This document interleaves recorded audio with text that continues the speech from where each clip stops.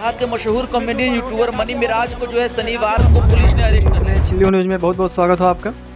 तो सबसे बहुत अहम खबर ये हो कि मनी मिराज के गिरफ्तार कर लेवल गल हो। और जो मनी मिराज और वंदना द ग्रेट यानी वनु द ग्रेट का जो मैटर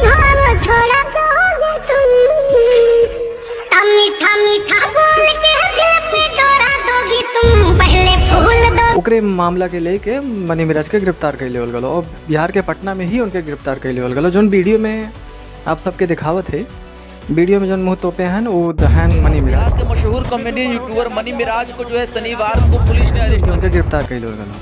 और इतनी भीड़ मची लो कि हालत ख़राब हो गई इसमें।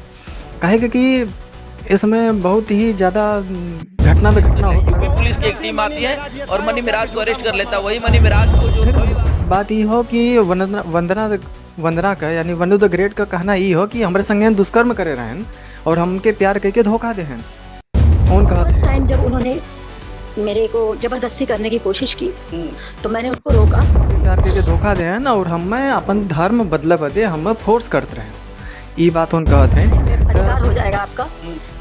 ठीक है, समाज नहीं मानता लेकिन मैं मानती हूँ और मानती हूँ। ये बात से पुलिस उनके मनी मिराज के पीछे पर लगिल हो कि भाई उनके गिरफ्तार कर ले हो और उनके ऊपर जो भी कार्रवाई हुई भाई देखा का होला आगे और देखा का होला। यह सब बात हो भैया बाबू।